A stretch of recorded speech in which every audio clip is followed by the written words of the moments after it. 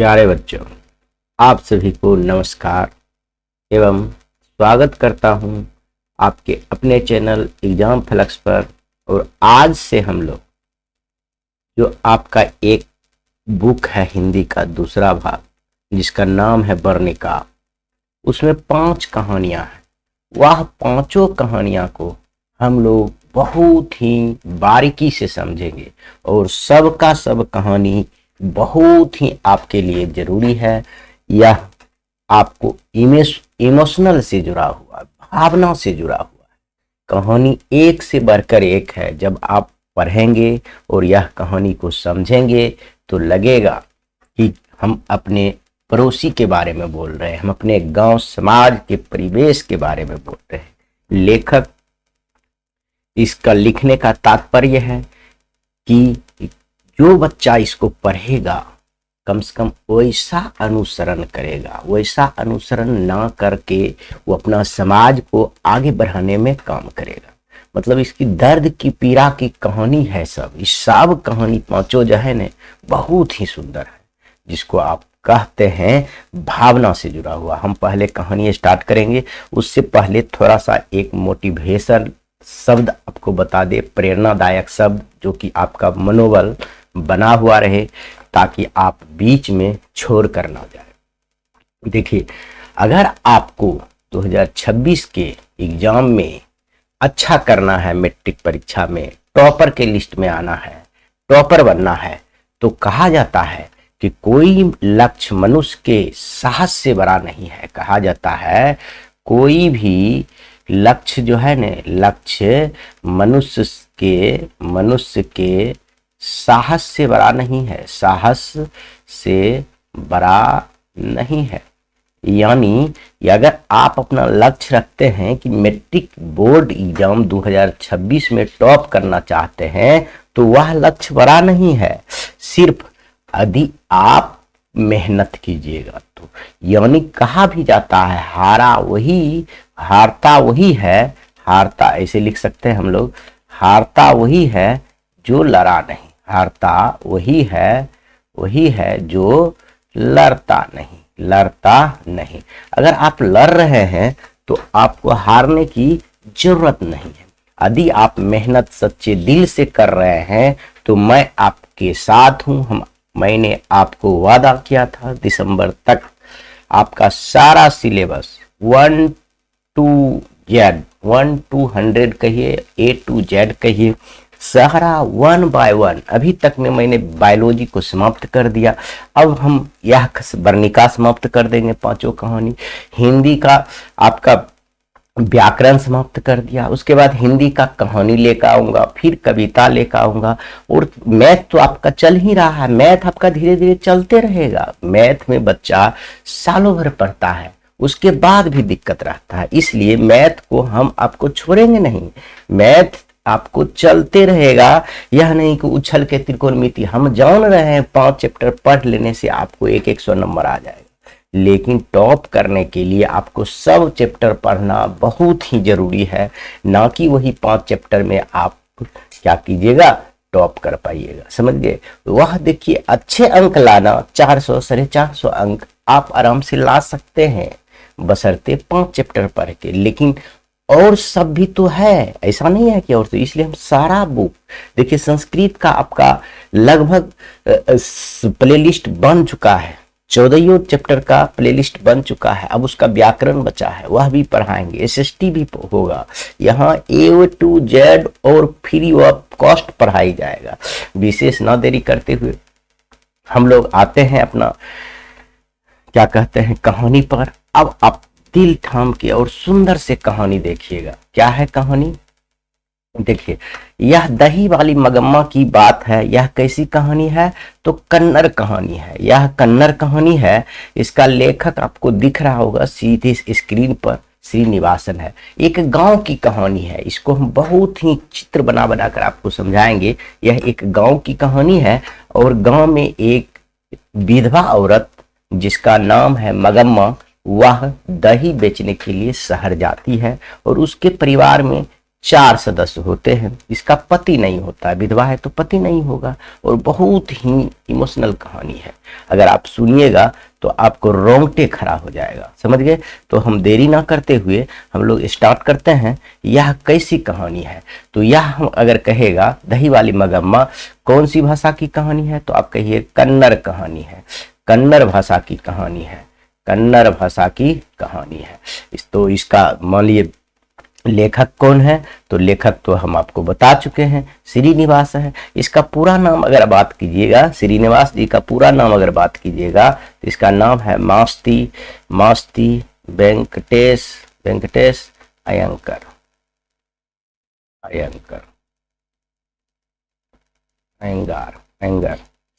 Anger, समझ गए। यह हम आपको बता दिए, लेकिन आपको यह याद रखना होगा। इनका जन्म भी सब याद रखना होगा। इनका जो कन्नड़ भाषा में था, तो हिंदी अनुवाद किसने किया, जो आप पढ़ रहे हैं, यह तो हिंदी में है, तो कन्नड़ भाषा का था, इसका हिंदी अनुवाद किया था बी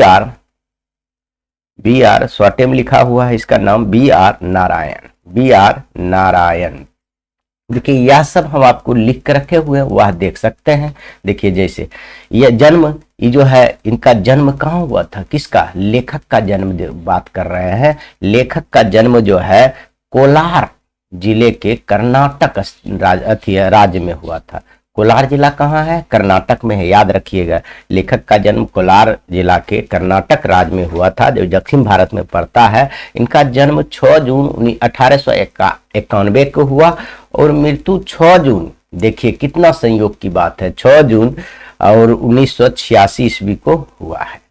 तो यह इसका पूरा नाम मास्ती वेंकटेश अयंगार था, यह हम बता चुके हैं, याद रखिएगा। अगर यह कन्नड़ साहित्य के प्रतिष्ठित रचनाकारों में से एक है। यह जो श्रीनिवास जी है, कन्नड़ भाषा के एक प्रतिष्ठित रचनाकार में से एक है, एकदम मतलब प्रसिद्ध है। इनका हिंदी अनुवाद कौन किया दही वाली मगम्मा को, तो हिंदी अनुवाद करने वाले व्यक्ति का नाम है बी आर नारायण। इतना बात आपको समझ में आ गया होगा और बहुत सुंदर से समझ में आपको आया होगा। इसमें भी और कुछ बात है, रोचक बात है, वह रोचक बात हम लोग समझेंगे। साहित्य अकादमी ने उनकी कहानी संकलन एक, ये जो श्रीनिवास जी हैं, श्रीनिवास को 1968 में ईस्वी में पुरस्कार दिया गया, समझ गए। साहित्य अकादमी का पुरस्कार इनको मिला है, साहित्य अकादमी का पुरस्कार इनको दिया गया, अकादमी का पुरस्कार दिया गया है। कौन सा लेखक पर, कौन सी कहानी लेखक पर, उस कहानी का नाम है सन्ना कथे गुलू के जो कहानी लिखा है, उस पर भारत सरकार ने साहित्य अकादमी का पुरस्कार दिया है। किसको, श्रीनिवास जी को साहित्य अकादमी का पुरस्कार दिया गया है 1968 ईस्वी में, याद रखेंगे। इन्हें एक और भी पुरस्कार मिला है, जिसे कहते हैं ज्ञानपीठ पुरस्कार भी मिला है। इनको ज्ञानपीठ पुरस्कार से भी सम्मानित किया गया है। किनको, श्रीनिवास जी को। एक कन्नड़ साहित्य के सर्वाधिक प्रतिष्ठित रहे, एकदम बहुत लोकप्रिय थे। कौन सी लोकप्रिय, किस भाषा के कवि थे, क्या थे, साहित्यकार थे, मतलब कहानी लिखने वाला कार थे, तो यह कन्नड़ भाषा के, समझ गए। यह याद रखिएगा, यह कन्नड़ भाषा के प्रतिष्ठित यानी लोकप्रिय रचनाकार में से एक था। यह कन्नड़ कहानियां नेशनल बुक ट्रस्ट इंडिया के संभाग से ली गई। यह जो आपका दही वाली मगम्मा है, यह दही वाली मगम्मा आपका जो है कहानी कहाँ से लिया गया है, तो इसका जो है एक संकलन बुक है, नेशनल बुक ट्रस्ट से लिया गया है। नेशनल बुक ट्रस्ट से यह कहानी लिया गया है। इतना बात आप लोग याद रखेंगे। जब इतना बात आप याद रखिएगा तो आगे भी हम लोग देखेंगे, समझ गए। तो अभी इस कहानी में स्टार्ट करते हैं। अब विशेष हम लेखक के बारे में नहीं पढ़ेंगे, हम आपको बता चुके हैं।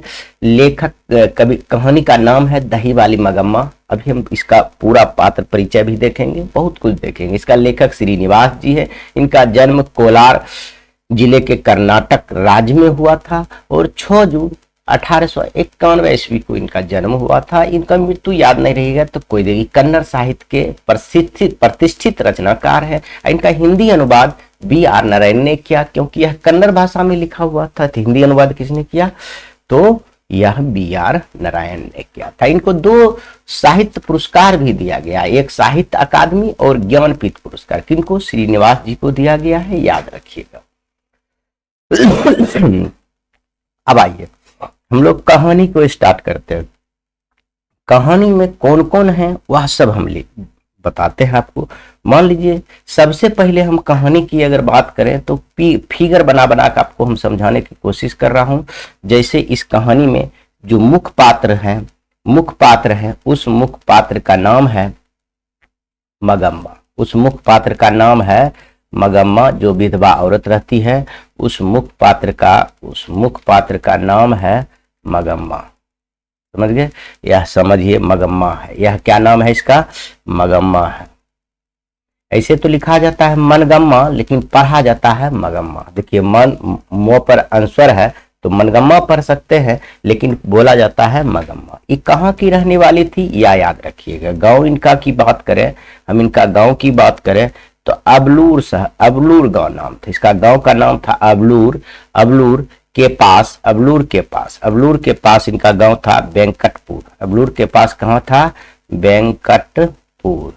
अभी आपको बताए थे कि लेखक का गांव कहाँ था। देखिए आपको लिखा हुआ है, लेखक का कोलार था। समझ गए? कर्नाटक में। इनका भी कर्नाटक में ही घर था, लेकिन अबलूर के पास था। यह सब याद रखेंगे। आगे आप देखिएगा तो देखिएगा यह करती की थी, यह बेचती थी। क्या बेचती थी? दूध बेचने थे, दही बेचने की काम, दही बेचती थी। कौन? मनगम्मा यानी मगम्मा। कहाँ बेचती थी? एक बेंगलोर शहर में बेचती थी, शहर जाकर बेचती थी। कहाँ बेचती थी? बेंगलोर शहर में बेचती थी। बेंगलोर कहाँ है? कर्नाटक में है। समझ गए?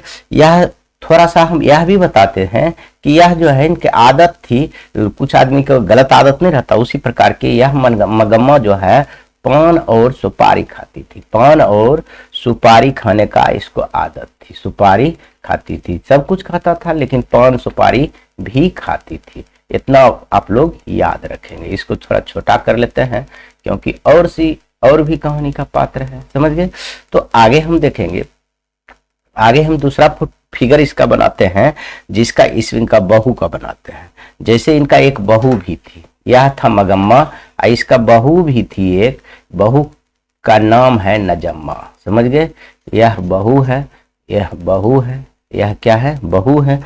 बहू का मगम्मा की बहू है। मगम्मा की बहू, इसका नाम है नजम्मा। क्या है? नजम्मा। इसमें भी अंस्वर है, लेकिन नंजम्मा नहीं पढ़ा जाता है, नजम्मा ही पढ़ा जाता है। समझ गए? नजम्मा। तो इसका एक बेटा भी है। छोटा सा बेटा है, यानी इसका मगम्मा की पोता भी है। इतना आप याद रखिएगा। समझ गए? और इस कहानी में और भी पात्र है, लेकिन इनके बारे में थोड़ा सा इसके बारे में कुछ कहते हैं, लिख देते हैं कि यह जो है मगम्मा को सासू माँ से लड़ती झगड़ती। देखिए यह सास हुआ, यह पुतौ हुआ। बहू मतलब पुतौ हुआ। यह तो हम थोड़ा सा आपको अभी पात्र परिचय करा रहे हैं, जिससे आपको यह समझ में आवे यह कहानी में क्या। बहुत छोटा सा कहानी है, आप देखिए बहुत आसानी से समझ में आ जाएगा। यह सास माँ से लड़ती झगड़ती थी। सास माँ से लड़ती थी। कौन? इसका बहू। अब इसका एक बेटा का फोटो बना लेते हैं, इसका कि मगम्मा की बेटा का। इसका बेटा अलग है, वह हम बताएंगे। यह क्या है? इनका एक बेटा है, यानी इनका पत्नी है, इनका पति है, यानी मगम्मा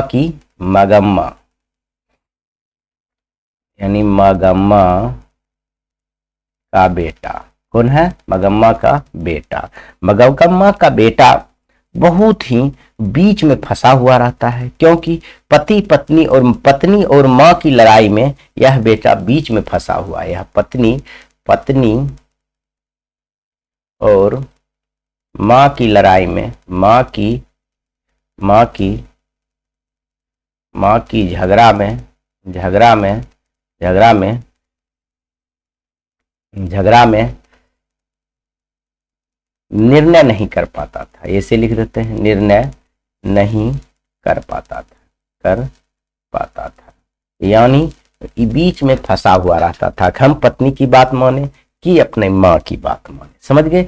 तो और इसमें चौथा कैरेक्टर है इनका छोटा सा बच्चा, यानी इसका पोता, मगम्मा की पोता। तो मगम्मा की पोता थोड़ा सा यहाँ बना लेते हैं। देखिए मगम्मा की यह कौन है, पोता है, यह पोता है। अब ये मगम्मा की पोता के बारे में भी लिख लेते हैं, मगम्मा की पोता, समझ गए। यह मगम्मा की पोता या नजम्मा की बेटा कह सकते हैं, यानी इसका कह सकते हैं ननजम्मा की बेटा, समझ गए। यह कहानी में मात्र यही 4 पात्र हैं, समझ गए, यही 4 पात्र हैं। अब हम लोग यहाँ यह चारों पात्र के लेकर हम कहानी स्टार्ट करेंगे और बहुत ही जल्द, बहुत कम समय में आपका यह कहानी स्टार्ट कर दी। तो आप कहानी जानते हैं, गांव घर का कहानी है, ये कोई विशेष कहानी है नहीं, छोटा कर लेते हैं जो कि आप लोग को समझ में बहुत सुंदर से आ जाए, समझ गए। इतना समझ में आ गया। अब हम लोग यहाँ लिख लिख के आपको हम समझाएंगे क्या कहानी था। देखिए आप यह मगम्मा देख रहे हैं, यह काम करती थी दही बेचने का। इसके परिवार में 4 ही सदस्य थे, 4 सदस्य थे, देख रहे हैं। मात्र इनके परिवार में कितना सदस्य थे, 4 सदस्य थे। तो चारों सदस्य में से यह जो है, यह आप पूछेगा ये दही वाली मगम्मा कहानी में कितने सदस्य थे परिवार में, तो नजम्मा में कितना सदस्य, 4 सदस्य थे। एक विधवा औरत, एक इसका बहू, एक बेटा, एक पोता, ठीक है। यह बाजार दही बेचने की काम करता था, बाजार जाता था, दही बेचती थी और दही बेचकर जब उधर से आउट आता था तो अपने पोते के लिए, ये पोती जो देख रहे हैं इनके लिए कुछ मिठाइयां लेकर आया करता था और उसको दिया करता था रोज की तरह। ऐसे भी आप देखते हैं सबके माता पिता जब बाहर जाते हैं काम करने के लिए, उधर से घूमते हैं, घूर के आते हैं तो देखिएगा कुछ ना कुछ लेते आते हैं और अपने बच्चे को देते हैं। तो उसी प्रकार मगम्मा क्या करती थी, हुआ ये कि एक दिन जब उधर से वापस आ रही थी तो यह जो नजम्मा है यानी मगम्मा की बहू, नजम्मा जो है अपने बेटे के पीट रही थी, एकदम पूरा नहीं होता है लाठी से पीट रही थी। जैसे ही इसको पीटते हुए देखा, ये जो देखी यह मगम्मा देखी कि मेरे पोते को पीट रहा है, तो यह बोल बैठी, यह बोली कि क्यों री राक्षसी, इस छोटी सी बच्ची को क्यों पीट रही है। यह क्या बोली, पूछता है यह शब्द किसकी है। यह जैसे देखा इसको दही बेच कर आ रही थी, मिठाई लेकर आ रही थी, तो देखा बच्चा को दादी पोता के प्रति प्यार हो ही जाता है, समझ गए। इसलिए आप गांव घर में देखे होंगे कि ऐसा अक्सर होता है, जब किसी का माँ पीटती है तो उसका दादी माँ कहती है क्यों पीटती है, उसमें झगड़ा भी हो जाता है।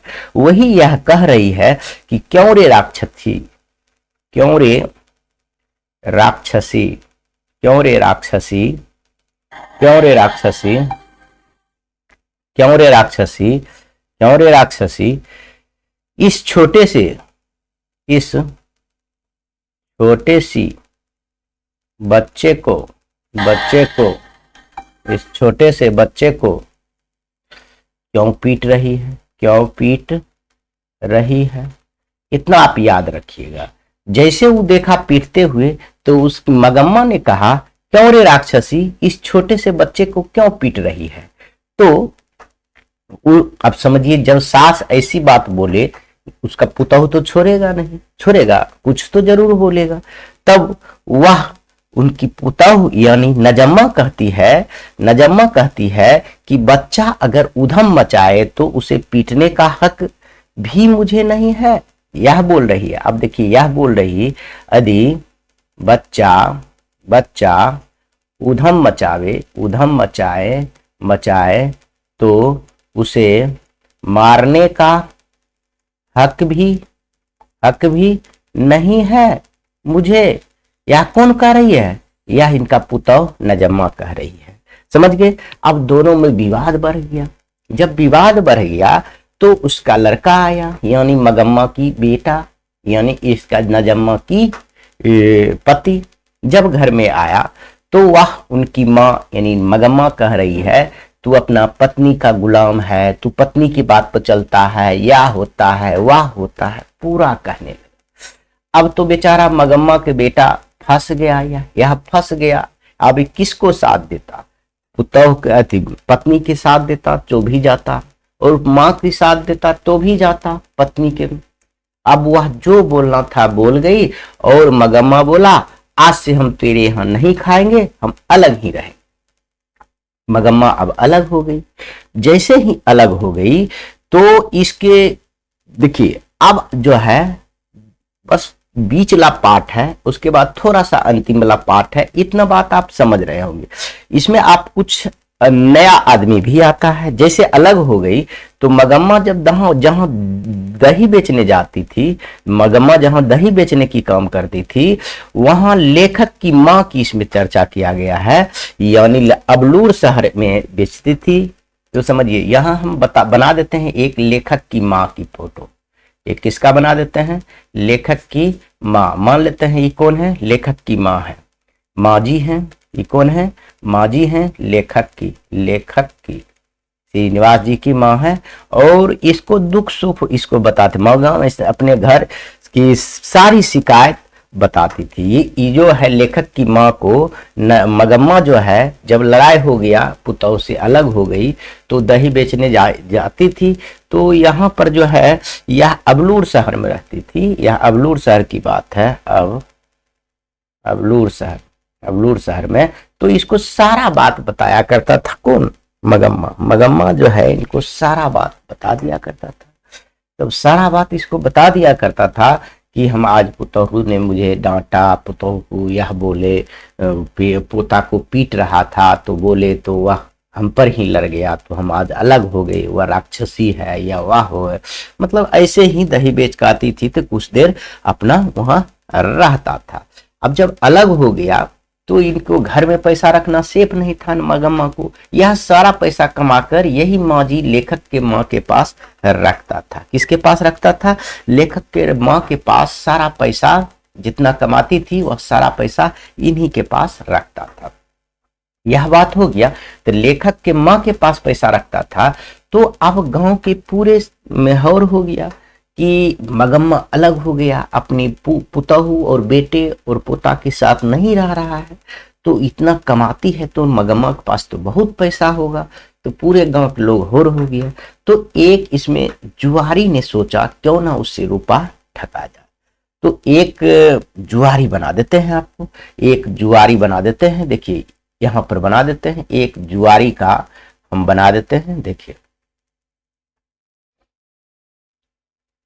मान लीजिए यह कौन है? एक जुआरी है। एक क्या है? जुआरी है। इसका नाम है रगम्पा।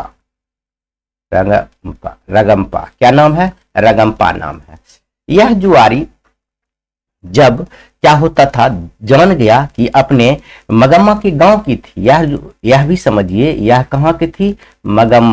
मगम्मा की गांव की थी। मगम्मा की गांव की थी। यह क्या हुआ? जुआरी जब वह गांव से मगम्मा जाती थी तो रास्ते में, मान लीजिए यह रास्ते है, ये रास्ते में एक अमराई का कुआं था।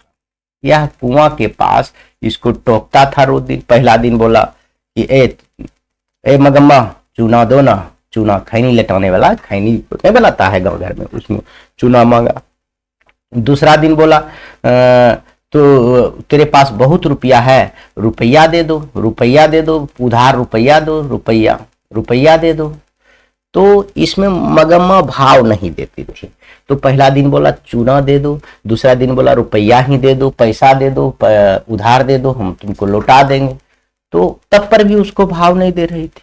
तो मगम्मा का एक दिन क्या हुआ, वो कुआं के पास यह जो है जुआरी रगम्मा यह इसको बाहों में पकड़ लिया, हाथ उसका पकड़ लिया। तो कुछ लेखक में कुछ किताब में यह भी दिया हुआ है कि उससे शादी करना चाहता था, लेकिन नहीं।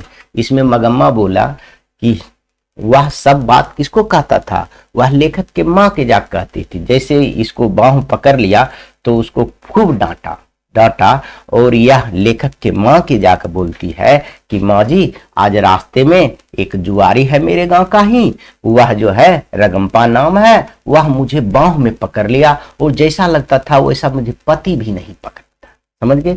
लेकिन यह जो रगम्पा था, यह जुआरी था, इसको पैसा के लोभ था, ये पैसा लेना चाहता था। आप शादी की लोभ वाला याद नहीं रखिएगा, यह पैसा लेना चाहता था। अब देखिए, अब पूरे गांव की नजर आ गया, तो अब यह बात उनके पुतोह की भी मालूम हो गया। किनकी पुतोह? यह मगम्मा की पुतोह नजम्मा की मालूम हो गया, हमारे गांव की जुआरी जो है हमारी माँ को तंग कर रहा है, अब तंग करके कहीं पैसा नहीं ले ले, तो समझ गए। तो अब होता ही है उसकी पुतोह सोचता है कि अब कैसे हम अब उसको मनाएं।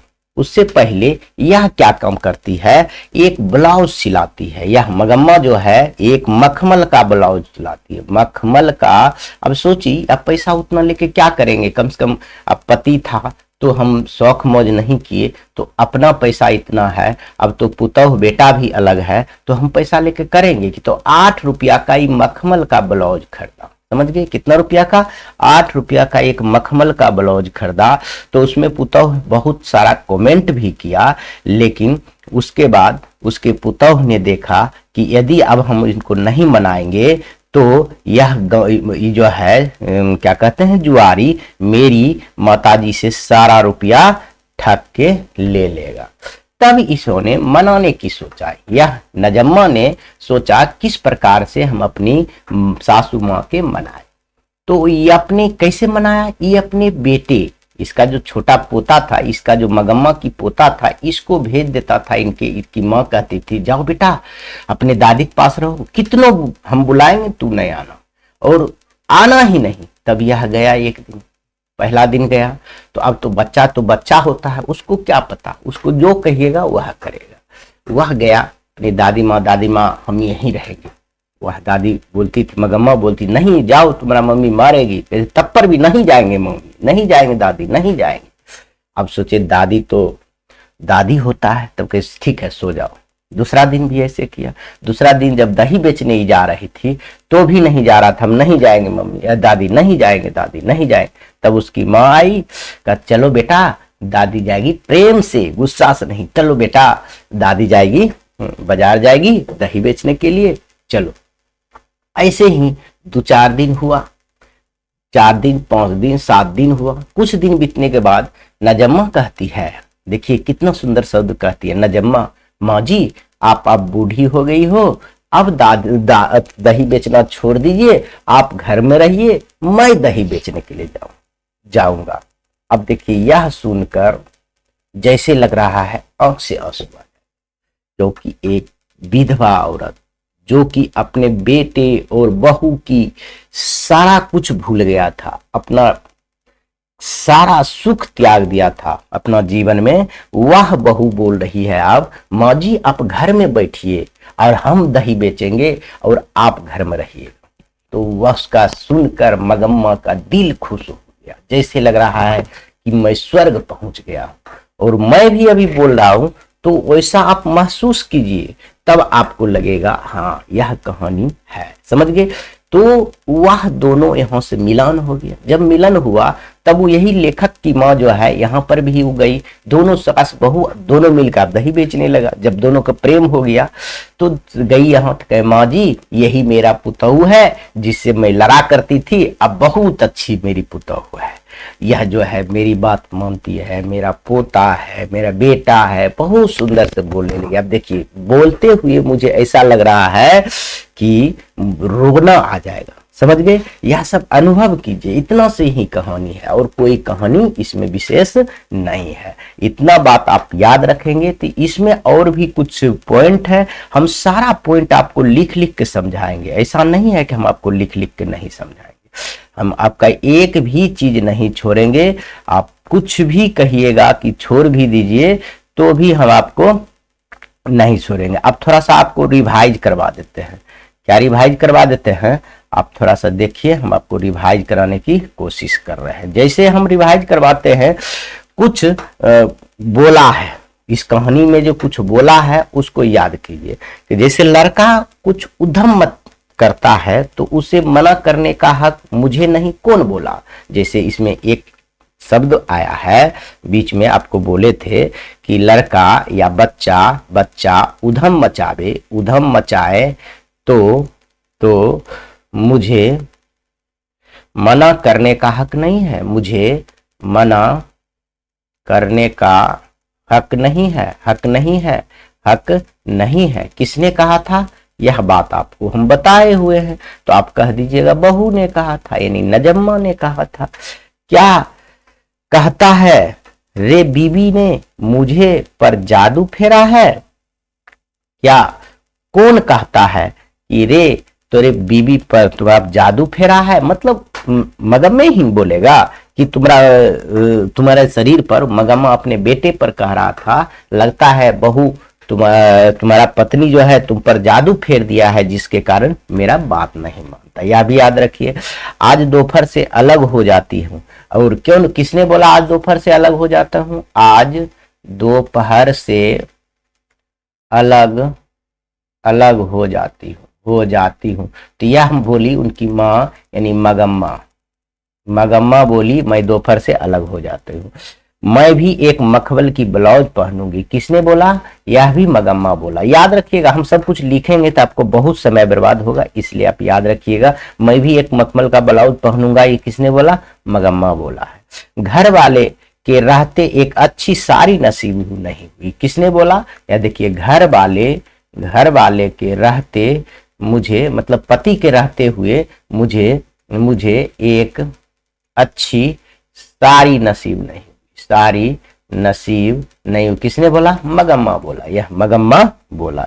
यह सब बात देखिए हम लिखते नहीं है, लेकिन आप जो हम बोल रहे हैं उसको ध्यान से सुनिए और अपने कॉपी में लिखने के प्रयास कीजिए। हम अभी आपको 3-4 शब्द बोले हैं।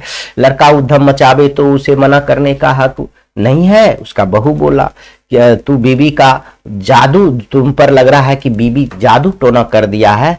किसने बोला? मगम्मा। आज दोपहर से अलग हो जाती हूँ, मगम्मा। मैं ब्लाउज का मखमल पहनूंगी, मगम्मा। घर वाले मुझे एक साड़ी तक नसीब नहीं हुआ। किसने बोला? मगम्मा बोला। इतना आप याद रखिएगा। और ये याद रखिएगा, अभी हम बताए थे रास्ते में अमराई का डैश था। देखिए पूछेगा, रास्ते में अमराई का क्या था? कुआं था। अमराई का क्या था? कुआं था। आप इतना याद रखिएगा। रगम्पा क्या था? रगम्पा कौन था? तो लिखिएगा जुआरी था। रगम्पा कौन था? जुआरी था। हम शॉर्ट में बता देते हैं, उसके बाद क्वेश्चन आंसर पर आएंगे। कहानी तो छोटा ही था, आप तो समझ ही गए। मैंने अपना धर्म नहीं छोड़ा। कि कौन बोला? देखिए यह भी याद रखिएगा। मैंने अपना धर्म नहीं छोड़ा, अपना धर्म नहीं छोड़ा। किसने बोला? यह मगम्मा बोला। मगम्मा बोला कि मैंने अपना धर्म नहीं छोड़ा। मगम्मा तुम कितनी अच्छी हो। किसने बोला? मगम्मा। देखिए यह भी याद रखिएगा, मगम्मा तुम कितनी अच्छी हो। किसने बोला? रगम्मा बोला। रगम्पा बोला। जो जुआरी था, देखिए उसको तो पैसा लेना था, तो वह तो सुंदर बात बोलबे करेगा। वह याद रखिएगा, वह जुआरी बोलता था मगम्मा को तो कितनी अच्छी थी। पोते के लिए मिठाई कौन लाता था? यदि आपसे पूछेगा, वह पोते जो था, उसका छोटा पोते के लिए मिठाई कौन लाता था? तो उसका दादी लाती थी, मगम्मा लाती थी। समझ गए? मेरा बेटा उस पर लट्टू है। कौन बोला? मतलब जादू टोना कर दिया, लट्टू कर दिया, तो मगम्मा बोला। याद रखिएगा, मेरा बेटा बहू पर लट्टू है। समझ गए? बंगलोर 3 मील दूर पर है। बंगलोर की बात करें, उनके गांव से, मगम्मा की गांव से बंगलोर कितनी दूरी पर है? 3 मील की दूरी पर है। यहाँ बुक में लिखा हुआ है, इसलिए बता दिए, और आपका पूछा भी जाता है। इतना याद रखिएगा। मखमल की ब्लाउज के रुपया का था? तो 7 से 8 रुपया का था। कहेगा मखमल का ब्लाउज कितना का था? तो 7 से 8 रुपया का था। यार दोनों साथ दही बेचने लगी। जब दोनों में सुलह हो गया तो बहू और नजम्मा दोनों साथ होकर दही बेचने लगी। समझ गए? इतना बात यदि समझ में आ गया होगा तो उस पर मैं अब स्वतंत्र होकर होर मचने लगा, मतलब आप दही आराम से बेचने लगा, समझ गए। तो इतना बात आप लोग को समझ में आ गया होगा। अब हम लोग कुछ ऑब्जेक्टिव देख लेते हैं, देखते हैं आप लोग कितना तक बना पाते हैं, और आराम से बना पाइएगा। हम लिख लिख के बताएंगे तो भी आप बता दीजिएगा, एकदम कोई अथी नहीं रहेगा कि आप नहीं बता पाइएगा। जैसे 1 नंबर सवाल है, मगम्मा क्या बेचती थी, ऐसे कहेगा मगम्मा, ऐसे तो मनगम्मा होता है लेकिन पढ़ा जाता है मगम्मा। मगम्मा क्या बेचती थी, क्या बेचती थी। तो हम देखिए इसमें आंसर ही खाली लिखेंगे, दही बेचती थी। समझ गए, इतना आसान ही क्वेश्चन रहेगा। अब देखिए एक भी सवाल आपसे नहीं छूटेगा, यह जो कहिएगा छूट जाएगा, हो नहीं सकता है कि आपका एक भी सवाल छूटेगा। जैसे दूसरा हम कहे, मगम्मा कहाँ की रहने वाली थी, मगम्मा कहाँ की रहने वाली थी। सब क्वेश्चन आप लिखते रहिएगा, थी रहने वाली थी। तो हम कह सकते हैं अबलूर के पास किसी गांव के, किसका, अबलूर के पास, अबलूर के पास गांव की, अबलूर के पास गांव की रहने वाली थी। इतना तो आपको याद रहेगा, बहुत ही आसानी से हो जाएगा। अगर आप बात करें तीसरा क्वेश्चन की, तो हम तीसरा क्वेश्चन भी आपको बता देते हैं। देखिए, मगम्मा किस भाषा की कहानी है, तो हम कहेंगे कन्नड़ भाषा की। मगम्मा किस भाषा की कहानी है, किस भाषा की कहानी है, तो हम कहेंगे कन्नड़ भाषा की। लेकिन इसका हिंदी अनुवाद कितने किया था, B.R. नारायण, यह भी याद रखेंगे, कन्नड़ भाषा की। समझ गए, कन्नड़ भाषा की। आप बढ़िया से लिखते रहेंगे तभी हो पाएगा, नहीं तो नहीं हो पाएगा। समझ गए, आराम से लिखिए और इसको पढ़ते रहिए। यह नहीं कि आप बोल दिए तो हो गया, एक बार लिखने के भी प्रयास कीजिएगा, तब आपको याद हो जाएगा। देखिए, मगम्मा मिठाई किसके लिए लेकर जाती थी, अपने पोते के लिए। मगम्मा किसके लिए मिठाई लाती थी, किसके लिए मिठाई लाती थी। मगम्मा किसके लिए मिठाई लाती थी, पोता के लिए। बस इतना याद रखिएगा, किसके लिए, तो पोता के लिए लाती थी, बस हो गया। 5 नंबर में आइए, दही वाली मगम्मा किस भाषा से अनुदित कहानी है। तो आप समझिए, अनुदित की बात करें तो आप किसका दीजिएगा, जैसे ही ऑप्शन देखिए कहानी में लिखिएगा दही वाली मगम्मा जो कन्नड़ भाषा की थी। किस भाषा से थी, दही वाली, तो उतना हम लिखते नहीं है, आप समझ लीजिएगा कन्नड़ भाषा की। समझ गए, इतना तो आपको याद होना चाहिए। समझ गए, देखिए एक में आपका 5 क्वेश्चन बता दिए, तो कोई जरूरी है कि आपको 50 स्लाइड में हम आपको बताते रहेंगे। देखिए 6 नंबर हम सवाल आपको बताते हैं, बहुत आसानी से सब का सब क्वेश्चन सब पूछा गया। मगम्मा को किससे विवाद था, तो आप कहेंगे किससे, बहू से विवाद था। दूसरा किससे विवाद है, गांव के लोग से विवाद होगा, किसी से नहीं। मगम्मा को किससे विवाद था, किससे विवाद था, तो कहेंगे उनके बहू, अपने बहू से विवाद था। इतना ही तो बात है। यह कौन कहा था कि और ये राक्षसी इस छोटे से बच्चे को क्यों पीट रही है, तो वह भी आप बता सकते हैं कि उनका जो है मगम्मा बोला। मगम्मा हम लिख नहीं रहे हैं क्वेश्चन, आप याद रखेंगे क्यों, कौन बोला था।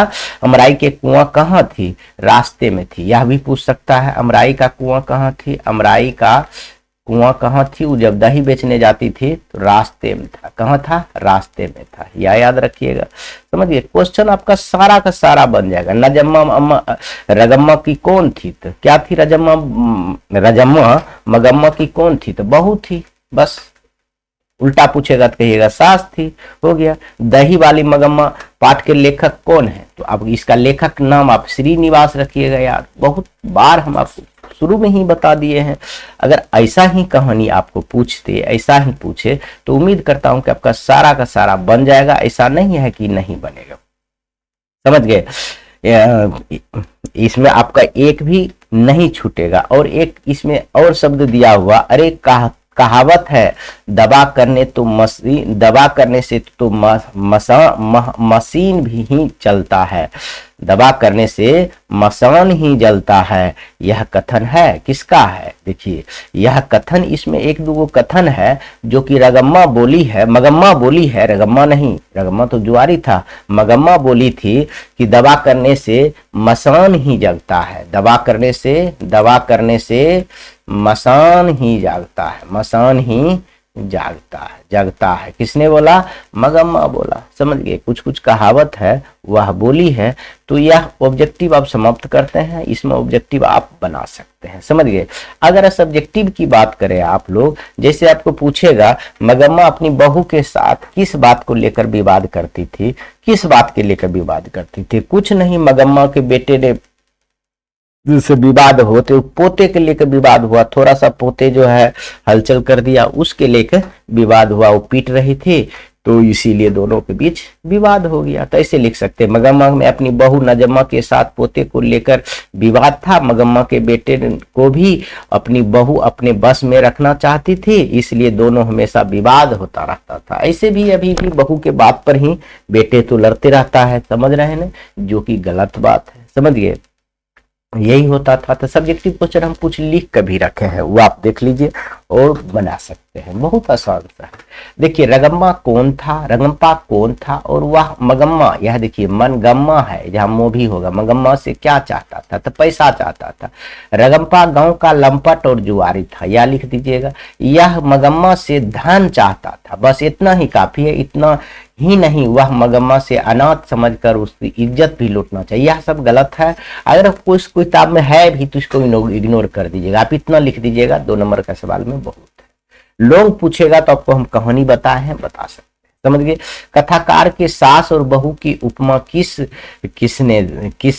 दी? देखिए, कथाकार ने पानी में खड़े बच्चे को पांव खींचने वाले मगरमच्छ बहू की को और ऊपर से बांह पकड़कर बचाने वाला रक्षक उपमा सास को दी। मतलब बचाने वाली सास को और बहू को मगरमच्छ की संज्ञा दी गई है। समझ गए? दही वाली मगम्मा कहानी का संदेश अस्पष्ट करें, मतलब स्पष्ट करें। यह कहानी आधुनिक बहुओं को संदेश देता है कि वे आवेश देखकर सभी सदस्यों को मिलाकर रखें, क्योंकि इसके लिए बुद्धि का प्रयोग करना नजम्मा के चरित्र से सीखे। बुद्धि का प्रयोग करना नजम्मा के चरित्र से सीखे। देखो कितना अच्छा था, वह अगर बच्चा ही दोनों को मिलान किया, यदि वह उसका पोता नहीं होता तो मिलान होता नहीं होता।